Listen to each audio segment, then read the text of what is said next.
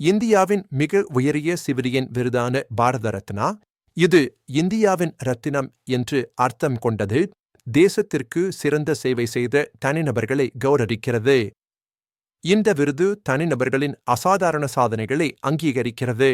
இது ஜனவரி 2, 1954 அன்று அப்போதைய குடியரசுத் தலைவர் டாக்டர் ராஜேந்திர பிரசாத்தால் நிறுவப்பட்டது. அவர் இந்தியாவின் முதல் குடியரசுத் தலைவராக இருந்தவர் இந்த விருதின் தொடக்கத்தை அமைத்தார்.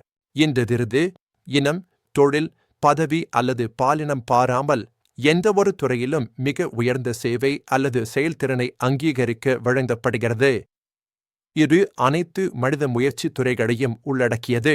ஆரம்பத்தில் கலை, இலக்கியம், அறிவியல் மற்றும் பொது சேவை ஆகிய துறைகளில் மட்டுமே அங்கீகாரம் வழங்கப்பட்டது. உதாரணமாக, கோணல் நடனம், பழைய புத்தகங்கள், ஆய்வகங்கள் மற்றும் சமூக சேவையாளர்கள் போன்றவை இதில் அடங்கும். ஆனால் 2011 இல் விருதின் அளவுகோல்கள் மாற்றப்பட்டன. இது மிகப்பெரிய விரிவாக்கத்தை ஏற்படுத்தியது. மனித முயற்சியின் எந்தவொரு துறையையும் உள்ளடக்கும் வகையில் அளவுகோல்கள் விரிவுபடுத்தப்பட்டன.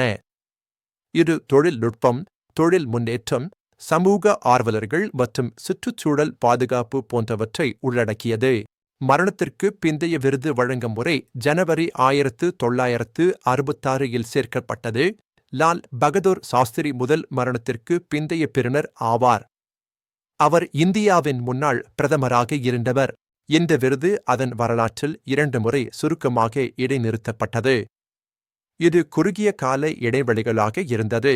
பாரத ரத்னாவுக்கான பரிந்துரைகள் பிரதமரால் இந்திய குடியரசுத் தலைவருக்கு செய்யப்படுகின்றன. இது உத்தியோகபூர்வ செயல்முறையின் ஒரு பகுதி. முறையான பரிந்துரை செயல்முறை இல்லை என்றாலும் ஒரு வருடத்தில் அதிகபட்சம் 3 விருதுகள் வழங்கப்படலாம்.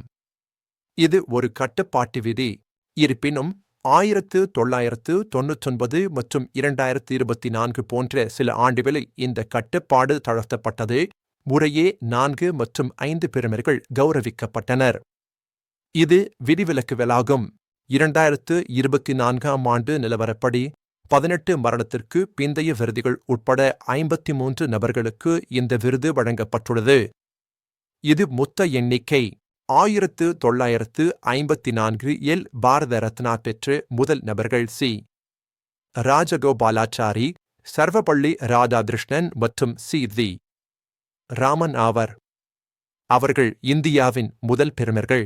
பாரத ரத்னா பெறுநர்கள் இந்திய குடிமக்களாக இருக்க வேண்டும் என்ற முறையான விதிமுறை இல்லை. இது சர்வதேச ரீதியாக திறந்தது. இது இந்திய குடியுரிமை பெற்ற அன்னை தெரசாவுக்கும், பாகிஸ்தானின் அப்துல் கஃபார் கான் மற்றும் தென்னாப்பிரிக்காவின் நெல்சன் மண்டேலா ஆகிய 2 இந்தியர் அல்லாதவர்களுக்கும் வழங்கப்பட்டுள்ளது. அவர்கள் உலக பிரபலங்கள். பாரத ரத்னா எந்த பணப் பலன்களையும் கொண்டிருக்கவில்லை. இது முற்றிலும் கௌரவ விருது. ஆனால் பெறுநர்கள் குடியரசுத் தலைவரால் கையொப்பமிடப்பட்ட சனத் மற்றும் அரசு இலை வடிவ பதக்கத்தை பெறுகிறார்கள். இவை அழகிய வடிவங்களில் உள்ளன. விருது பெற்றவர் பாரத ரத்னா என்ற பட்டத்தை முன்னொட்டாக பயன்படுத்துவது அரசியலமைப்பின் 18 பிரிவிலிருந்து விலக்கு அளிக்கப்படுகிறது. இது சிறப்பு அனுமதி. பெறுநர்கள் இந்திய முன்னுரிமை வரிசையில் 7வது இடத்தில் உள்ளனர். இது உயர்ந்த நிலை. மற்ற பலன்களில் ஒரு மாநிலத்திற்குள் பயணம் செய்யும் போது மாநில அரசுகளால் மாநில விருந்தினராக நடத்தப்படுதல் அடங்கும். இது சிறப்பு வரவேற்பு. மேலும் வெளிநாடுகளில் உள்ள இந்திய தூதரகங்கள் பெறுநர்களுக்கு தேவையான உதவிகளை வழங்க வேண்டும். இது சர்வதேச உதவி. அவர்கள் ஒரு இராஜதந்திர கடவுச்சீட்டிற்கு தகுதியுடையவர்களாக இருக்கலாம் மற்றும் வாழ்நாள் முழுவதும் எக்ஸிகியூட்டிவ் வகுப்பில் இலவசமாக பயணிக்கலாம். இது பயண சலுகைகள். சில அறிக்கைகள் ரெட் வகை பாதுகாப்பு மற்றும் இந்திய தலைமை நீதிபதியின் சம்பளத்திற்கு சமமான வாழ்நாள் ஓய்வூதியத்தையும் குறிப்பிடுகின்றன. இவை கூடுதல் பலன்கள்.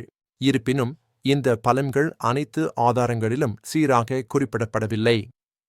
சிலவற்றில் மட்டும் கிடைக்கும். பாரத ரத்னா என்பது ஒரு தனிநபருக்கு தேசத்தால் வழங்கப்படக்கூடிய மிக உயர்ந்த கௌரவம். இது தேசிய பெருமை.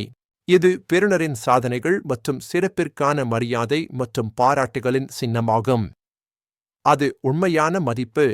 இது தனிநபர்களை தங்கள் துறைகளில் சிறந்து விளங்க ஊக்குவிக்கிறது. கலைஞர்கள், விஞ்ஞானிகள், விளையாட்டு வீரர்கள் போன்றோர் ஊக்கமடைகின்றனர்.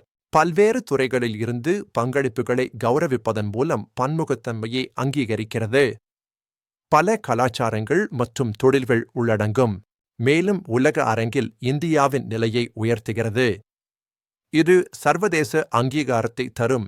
பாரத ரத்னா பல சர்ச்சைகளில் சிக்கியுள்ளது மற்றும் பல பொதுநல வழக்குகளுக்கு உட்பட்டுள்ளது. நீதிமன்ற விவாதங்கள் நடைபெற்றுள்ளன. சில விருதுகள் உலகளாவிய அங்கீகாரத்தை பெற்ற பின்னரே வழங்கப்பட்டதற்காக விமர்சிக்கப்பட்டுள்ளன. இது ஒரு பொதுவான விமர்சனம். உதாரணமாக, அன்னை தெரசா நோபல் அமைதி பரிசு, சத்யஜித் ரே அகாடமி கௌரவ விருது, அமர்த்தியா சென் நோபல் பொருளாதார விருதுகளை பெற்ற பின்னரே பாரத ரத்னாவை பெற்றனர். இந்த விருது இந்தியாவின் மிக உயர்ந்த கௌரவமாக நிலைத்திருக்கிறது.